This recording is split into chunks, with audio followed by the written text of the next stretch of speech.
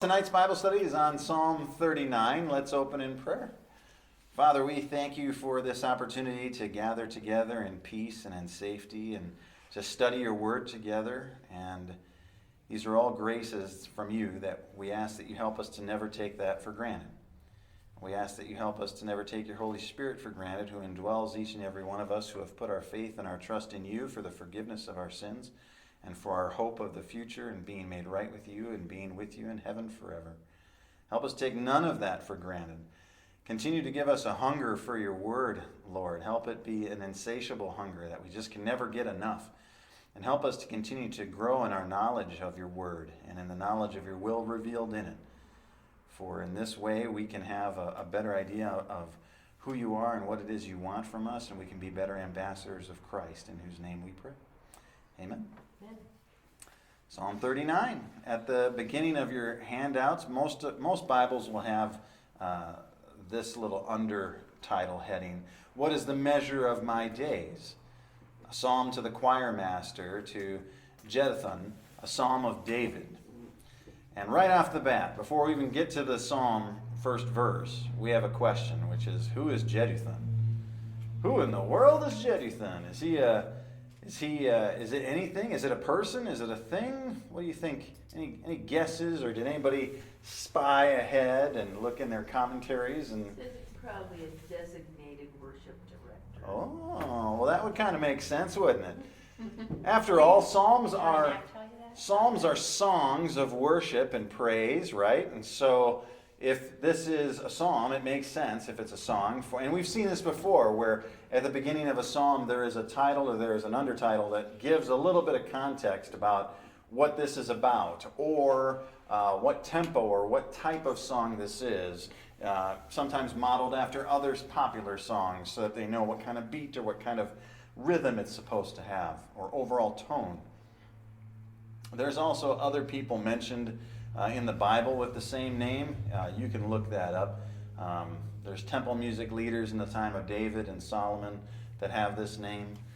There's a prophetic figure in 2 Chronicles that has this name. This is going to be mentioned again in Psalm 62. And that's really, because it's mentioned twice in the Psalms, it's really where we think it's a worship director, a title for a specific kind or a specific person who is a worship director. So again, just nice for context, right? Helps us to kind of know. And it reminds you, because once we get into the Psalms and we start reading, sometimes we forget that these are songs, right? That these were put forth as songs. So it's nice to have that reminder of context. All right, so starting in verse 1. I said, I will guard my ways that I may not sin with my tongue. I will guard my mouth with a muzzle, so long as the wicked are in my presence. I was mute and silent. I held my peace to no avail, and my distress grew worse. My heart became hot within me. As I mused, the fire burned. Then I spoke with my tongue. O Lord, make me know my end, and what is the measure of my days. Let me know how fleeting I am. Behold, you have made my days a few handbreadths, and my lifetime is as nothing before you. Surely all mankind stands as a mere breath. Selah. All right, brings us to question 2. We'll stop there for now. Let's read verse 1. Okay. I said, I will guard my ways that I may not sin with my tongue. I will guard my mouth with a muzzle so long as the wicked are in my presence.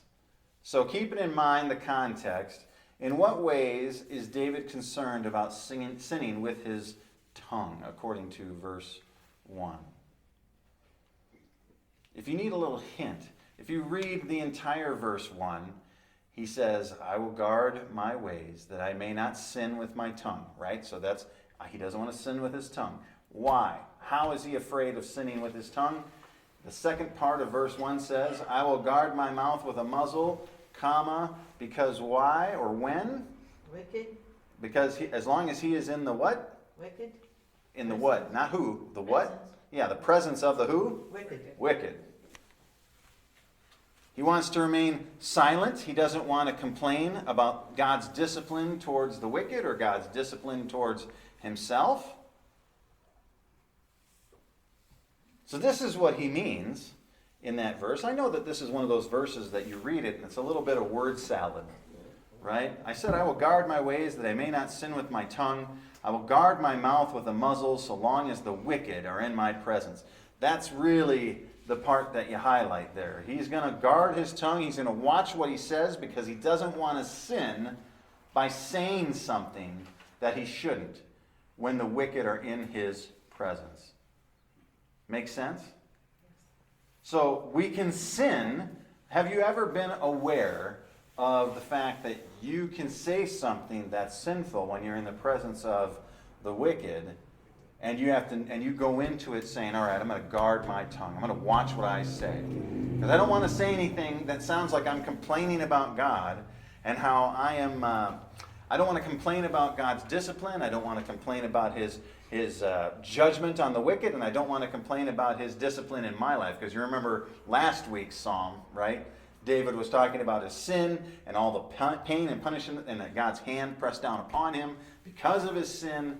So he's saying, I don't want to sin against God by saying something I shouldn't, whether it's in regards to his own discipline or God's choosing on how he disciplines the wicked.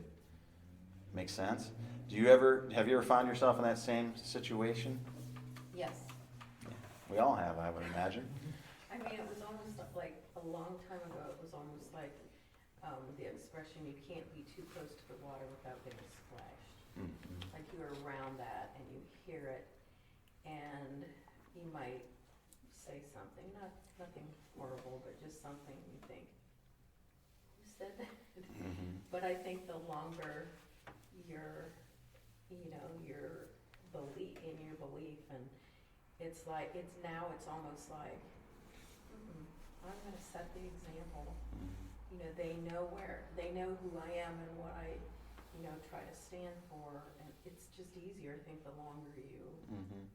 And I think sometimes too, if we look at it from the standpoint of the only person that's being hurt is this wicked person or myself, you allow yourself maybe a little bit more leash than if you say, you know who I'm really sinning against in this situation? God. Mm-hmm. And then you're like, I can't really justify giving myself any leash there, right? I mean, it's much harder to say, well, if what I'm really doing is complaining against God.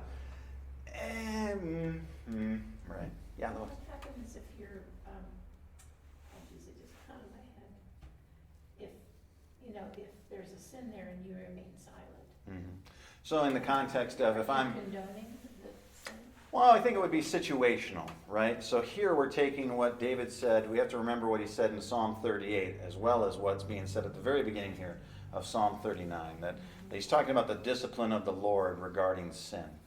And so back in Psalm 38, he made it clear that he knows that God's going to punish the wicked, that God's justice can't be outran. So we know that. And so we know that he's not condoning sin and that he's not intending to condone sin. The context here is more along the lines of, I won't complain about what God does about this person or that person, myself included, or any other sin. But it's not a condoning of sin. And I don't think we want to stay silent in any kind. So I would take that question and say that's a separate question that's not necessarily in the context of Psalm 39, but comes about because of what we're talking about here in Psalm 39. So to answer that question that way, it's that, no, we don't condone sin. We speak up about it, and we do so being grace and salt and light, and we do it gracefully. We should stand up against sin, right?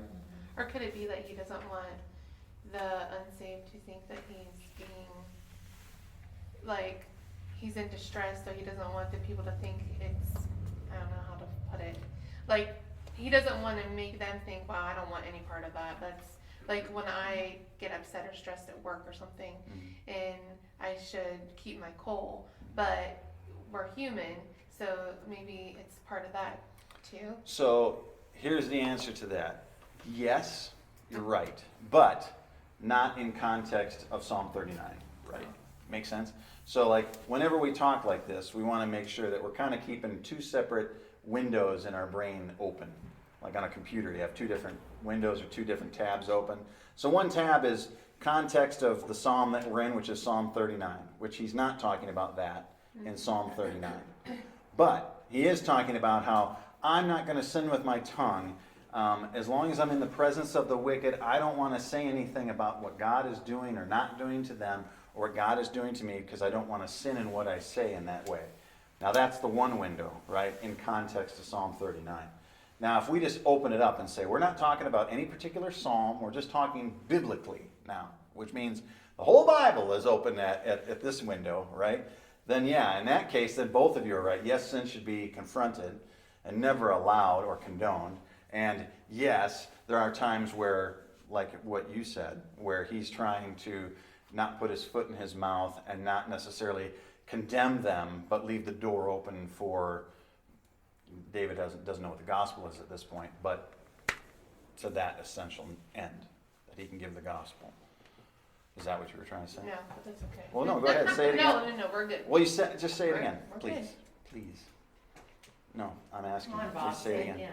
We're good. This is move on. Does anybody remember what she said? I'm not leaving it off. I want to make sure this is for people who are listening too. So I need you to either tell me or someone can. No, I'm talking recap. about like, he's in distress and saying things, and if other people hear him saying stuff like, I don't want any part of that. I don't want to have that drama in my life. So I'm looking at it as his testimony towards Sure. them. So he's Not keeping his. innocent. So in other words, he wants to keep his mouth shut because he doesn't want to ruin his testimony. Partially, because if he's in that much distress and Mhm. he's worried about his tongue that much in front of other people Mhm. and what he might say, Yeah, and that would be it might look like drama to other people and they don't want to. yeah, and that would be a biblically true statement, but not contextually true of Psalm 39. Yeah, I got that. Okay, gotcha. That's why I said it's good. I wanted to make sure that, this isn't just for you guys, okay? I know, Like, I that's like fine. making sure that my circles are complete. So yes, I want to answer all your questions, but I like my questions answered too. So I appreciate that. Question 3, according to verse 2, did David's silence make things better or worse? Verse 2 says, I was mute and silent. I held my peace to no avail, and my distress grew worse. So he refrains from speaking. Did it make things better or worse? Worse. Yeah, the pain seemed to make it worse. The silence didn't ease his pain, in other words. It seemed to make it worse. Now this is one of those ones where you have to kind of pin this up on the corkboard, right? And continue to remember this as we go on. Because this isn't just a one and you can't take this verse and say, so he was wrong to keep silent. Oh, he should have not kept silent. Don't judge any of that yet. We're going to just keep moving the thought along. Question 4. What's happening in verse 3? My heart became hot within me as I mused. The fire burned, and then I spoke with my tongue. Who else in the Bible does a similar thing as to what's happening here in verse 3? And does David do this in front of men or God? Let's break it down. What's happening, first of all, in verse 3 when he says, my heart grew hot? What do you think that's saying? Yeah, angry. There's another way of saying I'm getting angry. He tried to keep his silence, but by keeping his silence, his pain got worse. And he became angry. Do you see what I mean by we got to sometimes pin a verse and hold on until we get more verses to understand it better? So he tried to keep his silence. The pain got worse. He becomes angry.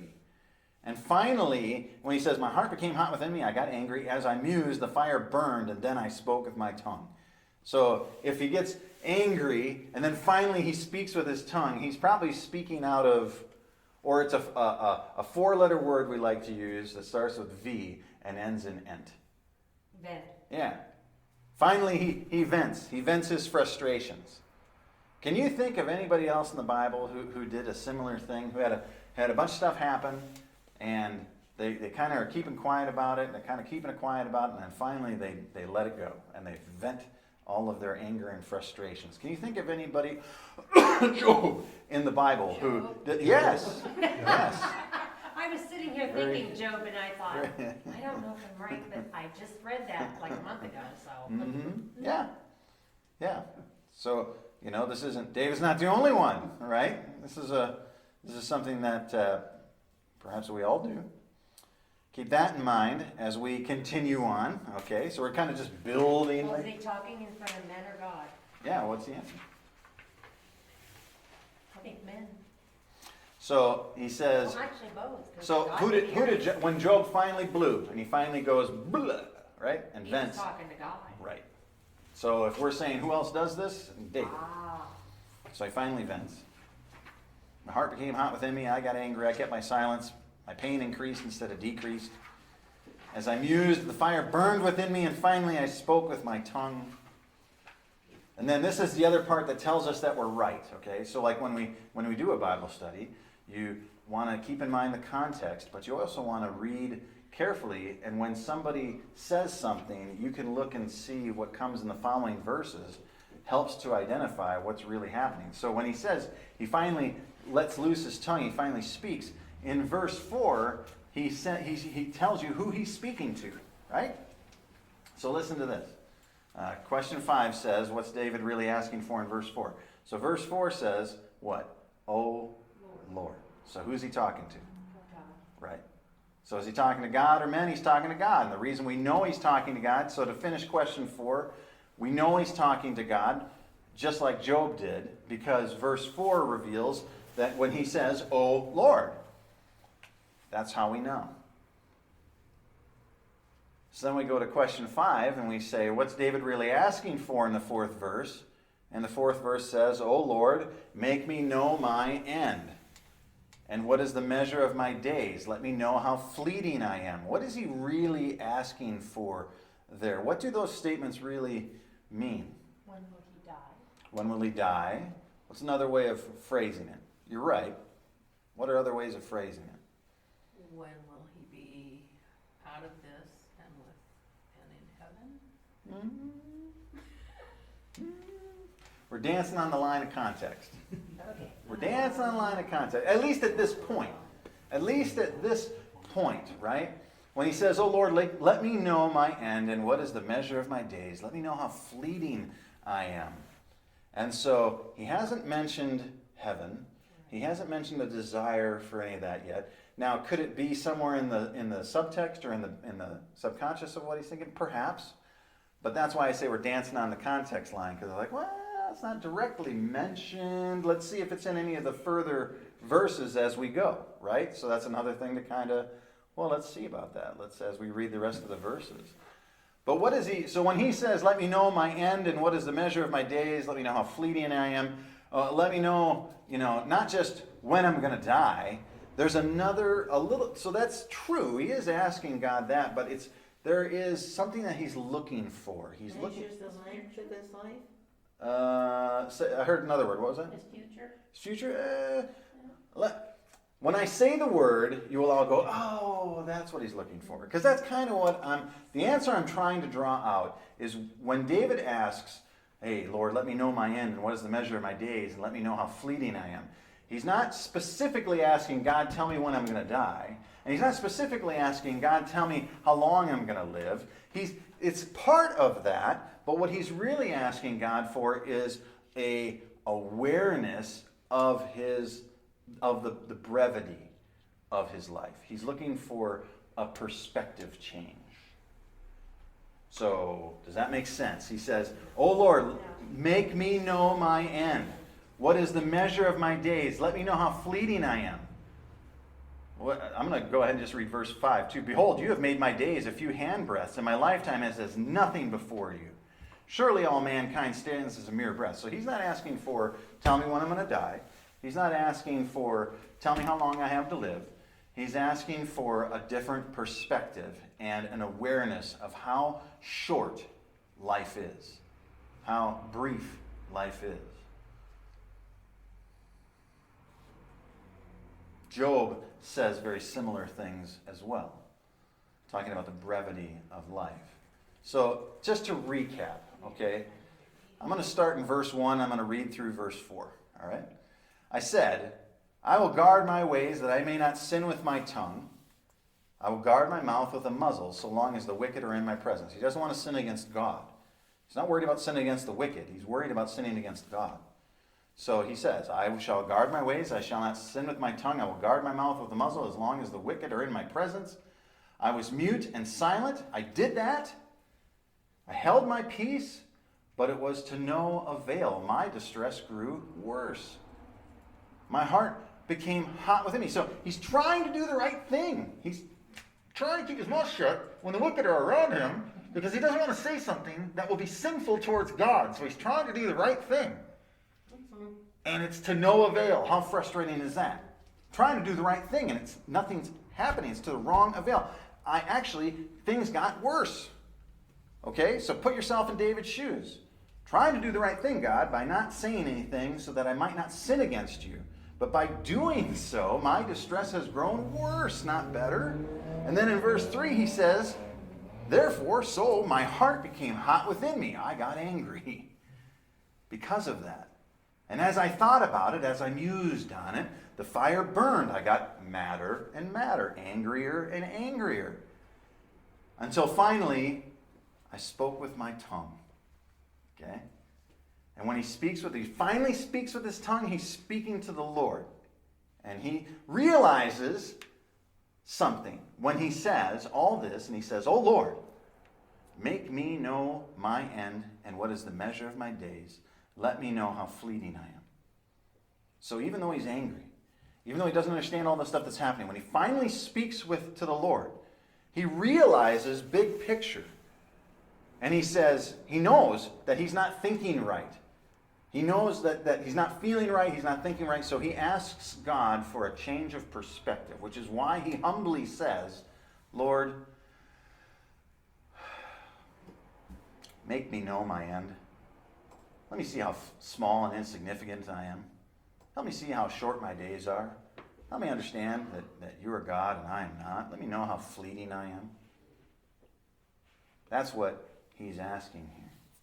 That's what he's doing How here. did you explain that? Sometimes we have to do that, especially in this, because, like I said, word salad. Sometimes there's a lot going on, and if sometimes you have to you can get it verse by verse, other times you have to get it verse by verse and go back and read through the verses again so that it makes sense because you've broken it down into parts. So are we all on the same page as of verse 4?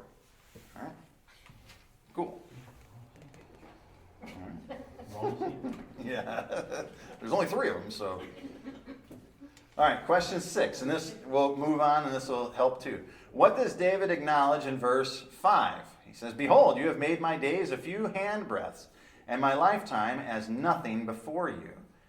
Surely all mankind stands as a mere breath in comparison to God."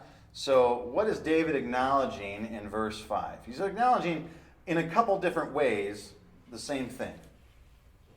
What is he recognizing? Life is How short. short life is. Hmm. Here we go again. So if I say to you, "Lord, you have made," or if I say to the Lord, "You've made my days like handbreadths," that is the smallest measurement that was used in the ancient times. A handbreadth, right? That's it.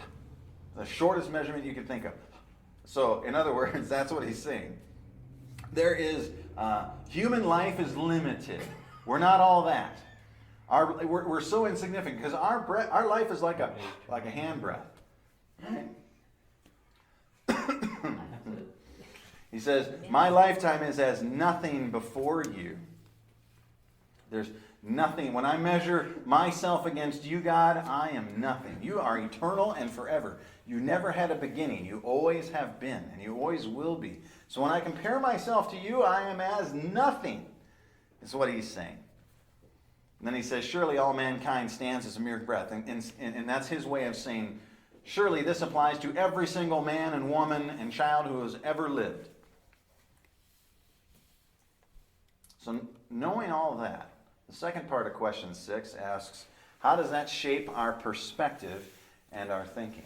If you have that realization, how does it make you feel about yourself, and how does it make you feel about and think about God? What's that? I shouldn't have said that, but Depressed? depressed. That life is short in brevity. But we shouldn't It's feel... not short enough. Well, the thing is that it's true when we compare ourselves to ourselves, that's, or to other humans, yeah, that would be depressing, a depressing thought. But when we compare it to God, that's who he's comparing himself to. He says, you've made my days a few handbreadths.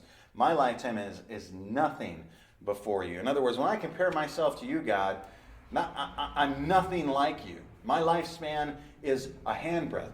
It's a vapor. Your lifetime is eternal, forever and ever and ever. That's what he's saying. So when he said, God, give me a different perspective, the perspective that he's giving is one of humility. Not telling David to compare himself to any other man or woman, but instead to compare himself to God.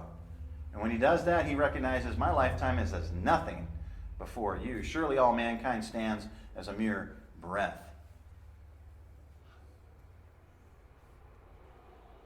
This is how this shapes our perspective and thinking is it should humble us. David's about ready to burst and argue with God. And he realized, right? And instead he goes, he's about to do it, right? Lord! But instead of blowing up, he goes, show me a new perspective. Show me the way I should be thinking. Help me see the shortness of my days. Help me see the measure of my life. Right? That's what's going on here. And so in response to that, verse 5 says that David has this realization. Hey, you've made my days a few handbreadths. My life is nothing in comparison to you. It's nothing. Surely all mankind are in the same position. Okay? So this humbles us and it exalts God, doesn't it? So, I mean, if you want to sit there and get angry with God, you can see how well that works with Job. Right? At the end, Job, hey, son of man, stand up. Answer me if you can. And at the end, what does he do? Does he have a debate with God? No, he puts his hand over his mouth because he just got taken to the woodshed. I remember reading that and thinking, Mm-hmm. because that's the first time I read through the whole thing. And Sure, sharpen up. Question for me. Sorry. Rumors of my perfection are greatly exaggerated. Verse 6, we'll continue on with this. Verse 6, surely a man goes about as a shadow. Surely for nothing they are in turmoil. Man heaps up wealth and does not know who will gather it. And now, O Lord, for what do I wait? My hope is in you. Deliver me from all my transgressions. Do not make me the scorn of the fool. I am mute. I do not open my mouth, for it is you who have done it. Remove your stroke from me. I am spent by the hostility of your hand. When you discipline a man with rebukes for sin, you consume like a moth what is dear to him. Surely all mankind is a mere breath.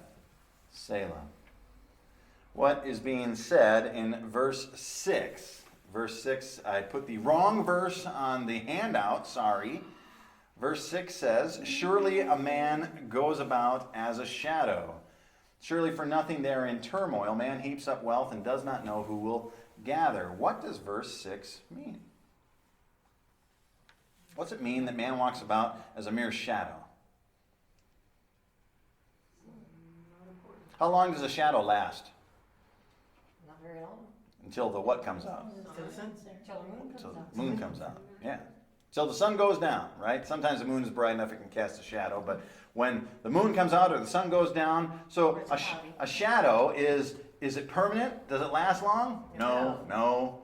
Okay, so behold, you have made my day, I read the wrong one. Surely a man goes about as a shadow. So in other words, your time is fleeting. It's limited, short, like a shadow's time, not permanent.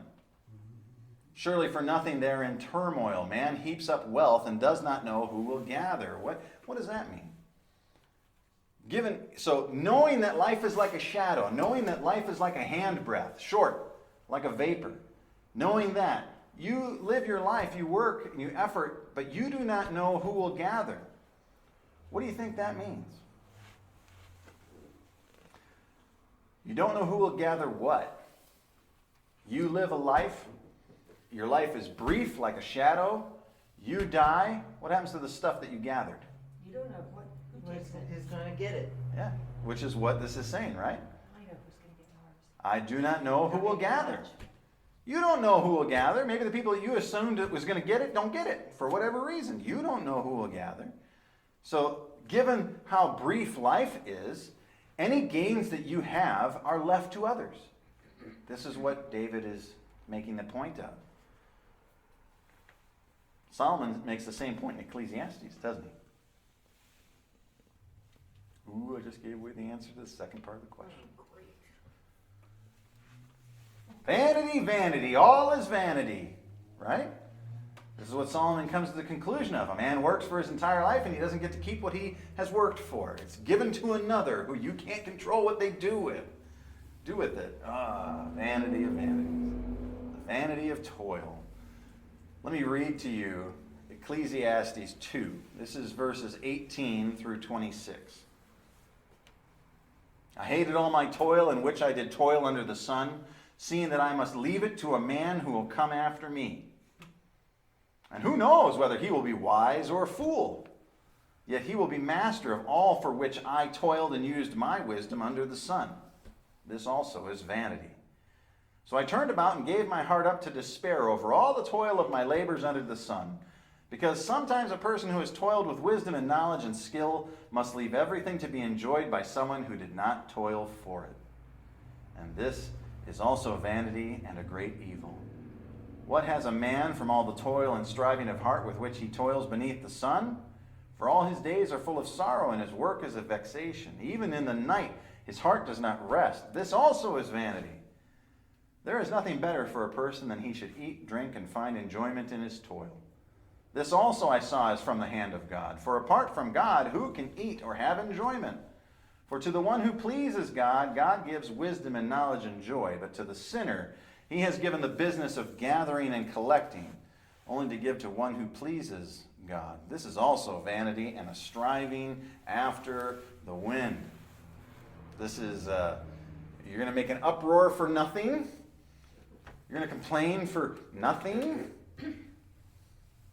Work for nothing. The whole book of Ecclesiastes is telling you that everything is vanity and worthless without God. That it's all for naught. Work hard, in your own strength and in your own wisdom, and labor hard and build a great empire, and you're still going to end up leaving it to somebody who can turn out to be a fool, or use it unwisely, or not be worthy of it, right? So everything is worthless if you don't put God first, if he's not at the core of everything. And that's what the book of Ecclesiastes comes to, that conclusion. That is it. That is the wisdom of it. That everything should be through and for God, or else it's vanity. And this is tied into what David's feeling here too, right? That he has to acknowledge all this. That this, even your discipline, what you decide to do for and through the wicked, and when you decide to do it, and how you choose to discipline me, all those things, Lord, I should leave it to you. I shouldn't worry about it. I shouldn't think more of myself than I am. My life is just a breath after all. So keeping all that in mind, we move to question 8.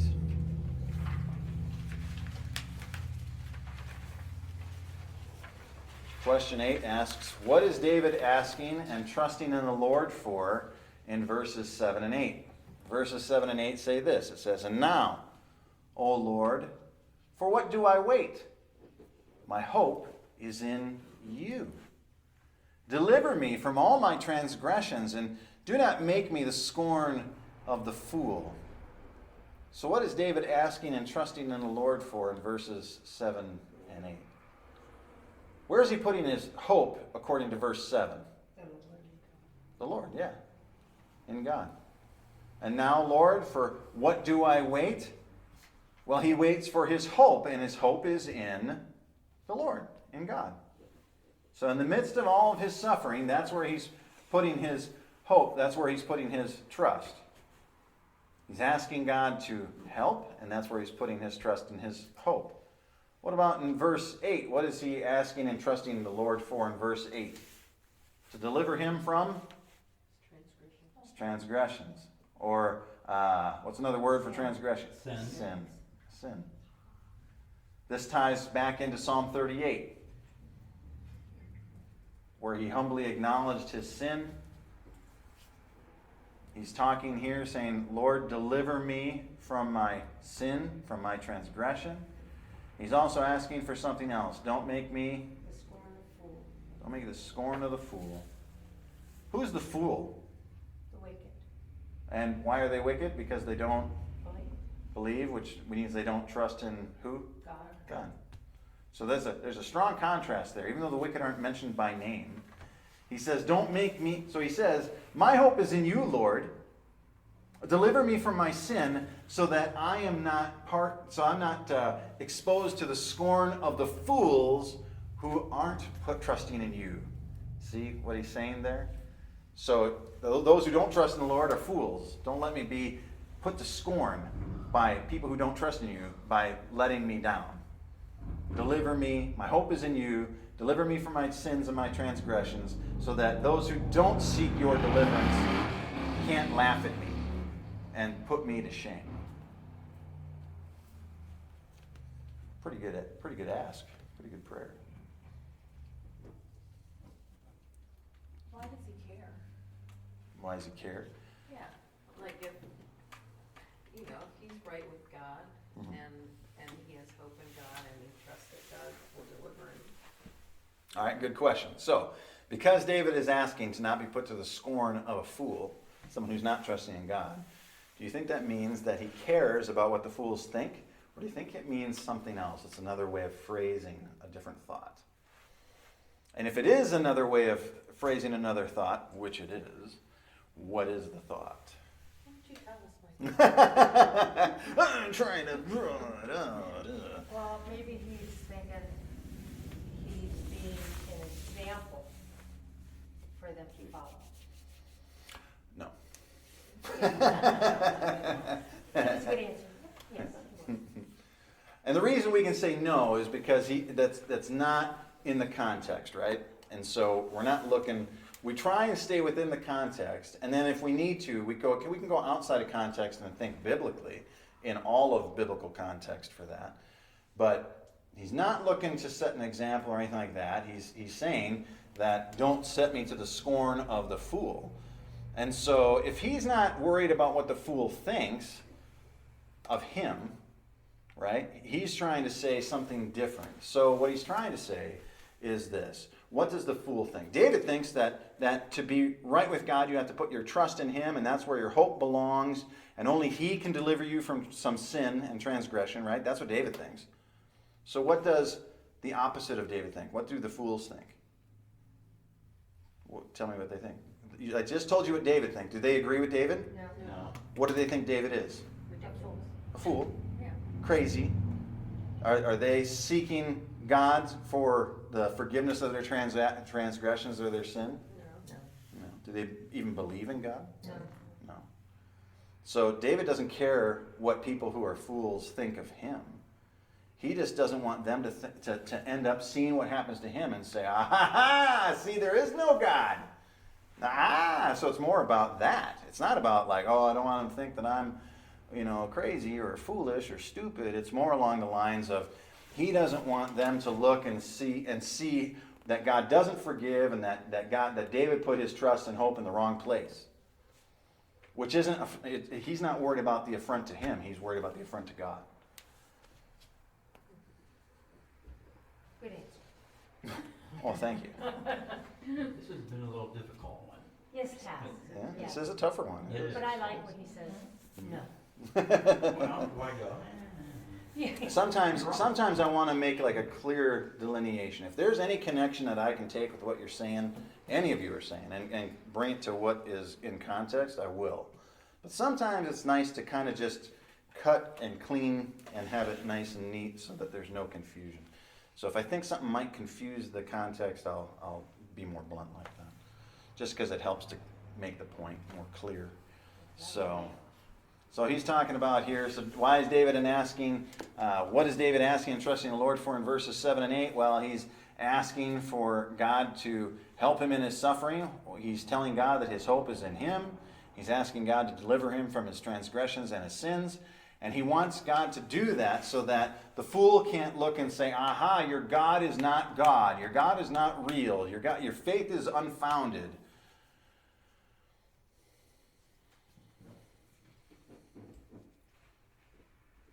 Question 9. In verses 9 through 11, what does David acknowledge and ask of God? Well, remind me of the second part of the question, too, if I forget it. He says this in verses 9 through 11. I am mute. I do not open my mouth, for it is you who have done it. Remove your stroke from me. I am spent by the hostility of your hand. When you discipline a man with rebukes for sin, you consume like a moth what is dear to him. Surely all mankind is a mere breath. So, in verses 9 through 11, David is acknowledging something and asking God something at the same time. What is he recognizing, especially in verse 9? What is he recognizing in verse 9? He says, I am mute, I do not open my mouth, and then here's the realization.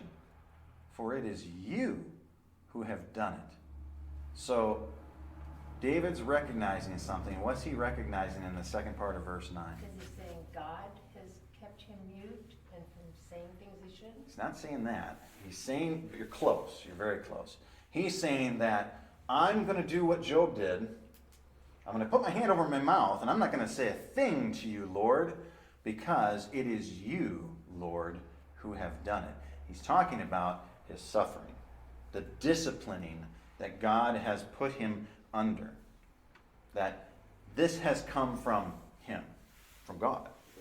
And even though what I'm experiencing is suffering and discipline, I'm going to do this. I'm going to cover my mouth. I'm going to say nothing because I realize it comes from you, which means that it must be right. You must be right in doing it. And he is, because he just got done acknowledging that he has transgression, he has sin. So it's right for God to correct and to challenge us and discipline us when we sin. It is right for God to do that. And so this is why he's saying, and when he says, I am mute, I do not open my mouth, that's why he's saying. He's saying, I'm not going to say a thing about it because I have realized that my suffering is a result of your discipline. So I'm going to just shut up. Then he asks for something. So he's acknowledged this, right? He says, I am mute, I do not open my mouth because I've realized, I acknowledge that you're the one who has granted this, who has made this happen, that the suffering I'm going through is a direct result of your discipline. Now listen to this. He goes on to ask something. Right after that acknowledgement, he goes on to ask something in verse 10. He goes, remove your stroke from me. I am spent by the hostility of your hand. So he has acknowledged that God has been, that his suffering is a result of God's discipline in verse 9. And then in verse 10 he says, God, will you please not discipline me so harshly? That's what he's saying. Remove your stroke from me. Discipline me a little lighter. Your discipline is hard. It's a little too hard. Will you dial it down, please? This is what he's saying. I am spent by the hostility of your hand. His hand. Remember last week, God's hand was heavy upon David. And how did that make him feel? You remember all the descriptors that it made him feel? Weak, tired, no soundness in his flesh. Remember, I'm exhausted. I am spent by the hostility of your hand. He's talking to God. He's not talking to the wicked. He's talking to God. So in verses 9 through 11, David is speaking to God, saying, God, I am mute. I'm not going to say a word. I will not open my mouth because I realize it is you who have done it. It is you who has caused this suffering and allowed this suffering as a result of your discipline because of my sin. Then in verse 10 he says, please remove your stroke from me. I am spent by the hostility of your hand. Discipline me softer. Please be gentle. He's not asking God to not discipline him, because he knows he's in the wrong. He's asking God to be, A little gentler. yeah, don't be so harsh. He's just, can you be less severe, Lord? Because God's hand can be a blessing and it can be an affliction. God's hand gives out both. And I'm talking about to those who love him, because he first loved us. David loved the Lord. David was a man after the Lord's own heart. Yet in David's life, God's hand gave him both suffering and affliction and blessing. Right? The same goes for us. Then at the end he says, when you discipline a man, and this just ties it up in a nice bow, verses 9 through 11, when he says in verse 11, when you discipline a man with rebukes for sin, you consume like a moth what is dear to him. So a moth is, do moths make stuff or do they destroy stuff? Yeah, they destroy stuff. Yeah, you get a moth in your closet, your favorite shirt might look like a piece of Swiss cheese. So he says, when you discipline someone for sin, you consume like a moth what is dear to him. You pour out suffering. You take away. You punish. You judge. You rebuke. You refine. You do these things. And then he goes on to say, surely all mankind is a mere breath. In other words, this applies to everybody. This applies to anybody who sins, whether you're saved or whether you're unsaved, that God will pour out opposition and affliction.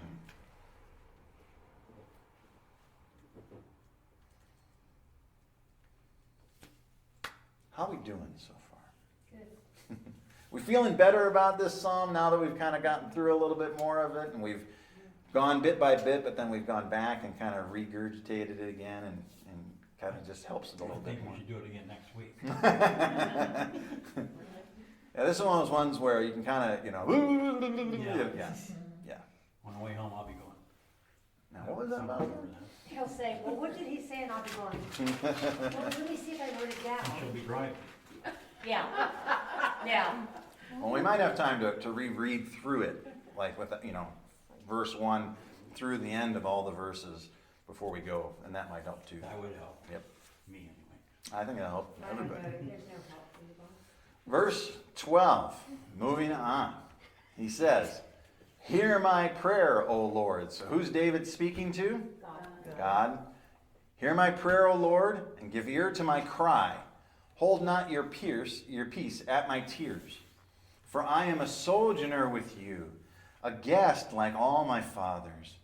Look away from me that I may smile again before I depart and am no more. Question 10. How does David's sin make him feel according to verse 12? He says, hear my prayer, O Lord, and give ear to my cry. Hold not your peace. I keep trying to say peace. Hold not your peace at my tears. For I am a sojourner with you, a guest like all my fathers. How does he feel? Especially towards the end of that verse really gives an indication. He says, Apart from God? Like, yeah, sojourner is the key word there. Another word for sojourner would be like, an alien. He feels an alien, apart from God. He's an alien to him. God, because of my sin, I feel estranged. I feel like an alien to you, a stranger, a guest. I used to have this intimate personal relationship with you, but because of my sin, now I feel far apart. I feel estranged.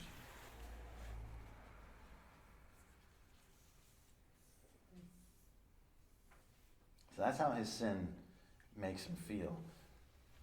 Now here's the thing. That's a blessing. That's good. That is how your sin should make you feel. Right? That's a good thing. Because then it tells you that your conscience isn't seared yet. That you care that you're not in right relationship with God. That you're sinning and you know you shouldn't. And so the fact that you care is good. Right? It'd be bad if you didn't care. But it's good that you do care. It's good that David notices this. It's good that David notices that his transgressions, that his sins, have caused him to feel estranged from God. Because it's causing him to do something about it and get right with God. Question 11. In verse 13, when David asks God to look away from him, what is he asking God to really do? It says in verse 13, look away from me that I may smile again before I depart and am no more. So what is he really asking there? If you had to change the verbiage to something maybe a little bit more understandable to us today, what is he really asking God to do when he says, look away from me, Lord? What's that? Sin, forgive him. Forgive. What was your word? Take away his sin. Take away his sin. Forgive. Yep, same thing. So if God's going to do that, that means that he's going to do what with his punishment? Take it away. Take it away. Relent. Stop. And he's asking God to do that so that he might, what again? Smile. Yeah. And if you smile, you're Happy. happy, cheerful, at peace. Yeah. Feeling good.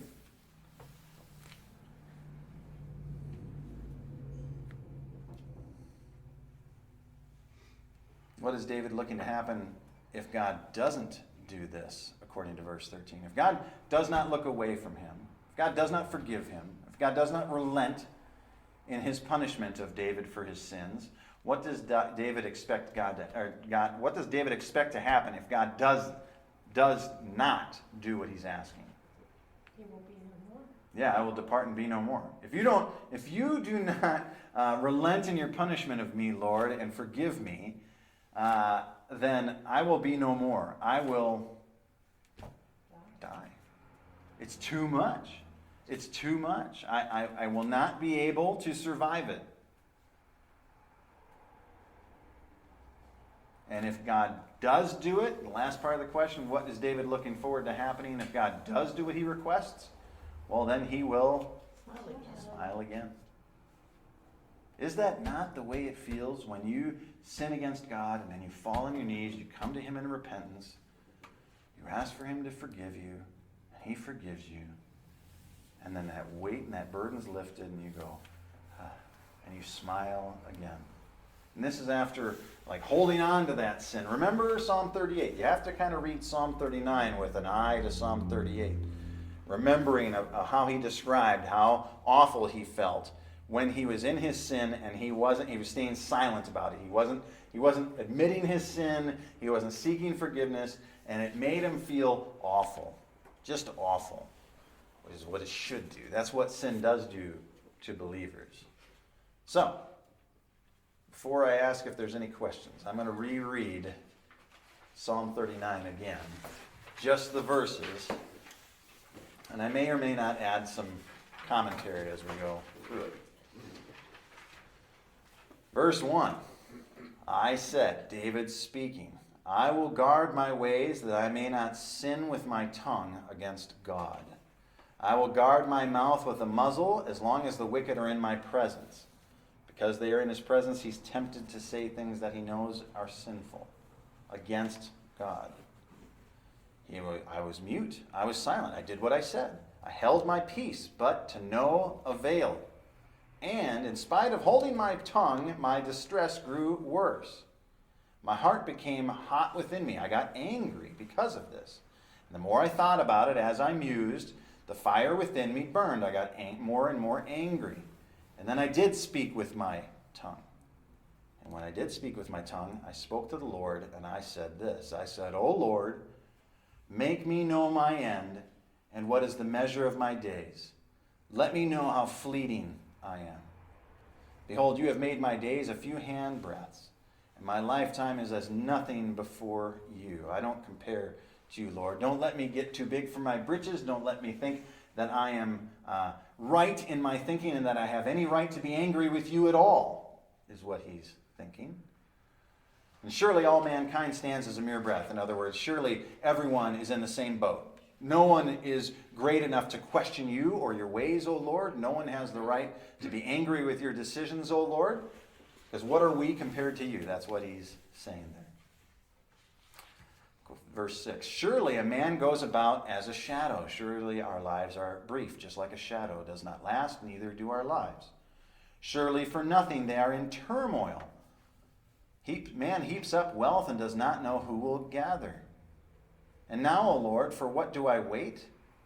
In other words, there's no point in trusting in anything because our lives are brief, just like a shadow. It's always in turmoil. You can try and heap up wealth, but what's the point? Because you don't know who's going to gather and gain it.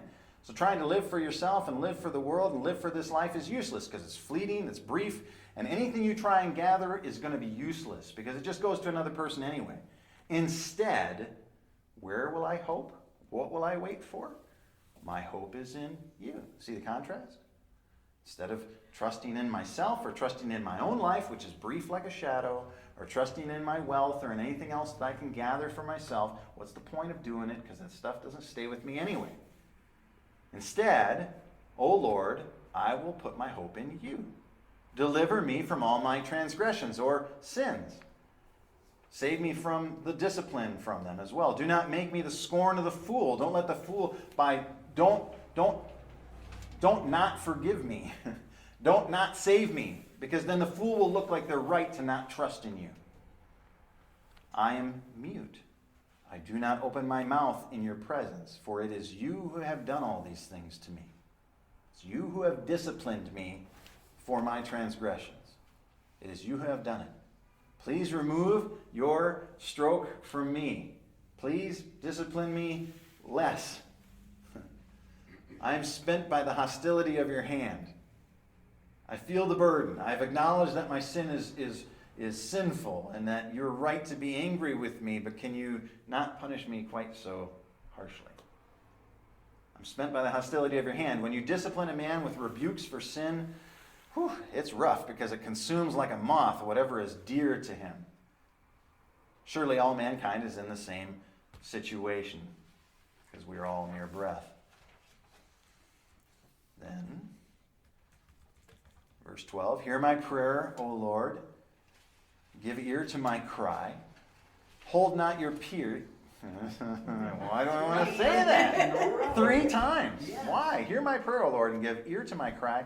Hold not your peace at my tears, for I am an alien, estranged from you, a guest like all my fathers.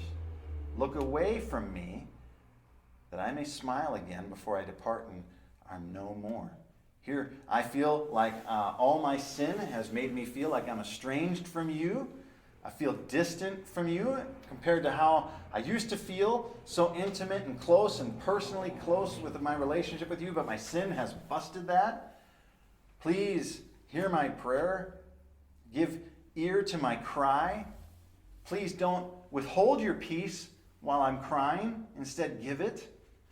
For I acknowledge that I am estranged from you. Look away from me in your judgment, that I might smile again. Relent of your punishment of me, so that I might smile again and be cheerful and enjoy that personal relationship that I love so much. The end. Better? Mm-hmm. Uh-huh. Mm-hmm. Clear as mud. Yeah. I did everything right now I get home. Clear as crystal mud. That was. It's probably been the hardest one. So. It is a tough one. It is. But this one will help you guys, quite honestly, with other ones. Because every time you learn how to handle Scripture rightly, it gives you just a little bit more experience for the next time that you're handling Scripture, right? Because going through this stretches you. It says, okay, there's certain times where when I'm reading Scripture, I'm going to have to read it several times. Or I'm going to have an assumption of what I think it's saying, and it might not be exactly right. It might be right biblically, but it might not be right in context, or, those kind of things. Or I might have to read through it bit by bit and go through it and then go over it again all together. And I do that all the time myself. It's good for me when I do it. I do that all the time because a lot of times I'm writing pages of commentary on several, like 2 verses. And so sometimes, you got to watch it, that you're tethered to the context of the verses, because, when you get into page 3 of commentary of 2 verses, you can be off in the woods, and be talking about something that's bunny trail. And you got to be like, oh yeah, the context isn't there, it's this. So, It's not, it's for all of Scripture. We handle it in context, and then we rightly handle it not only in and of itself, but also in the context of the whole Bible itself, so.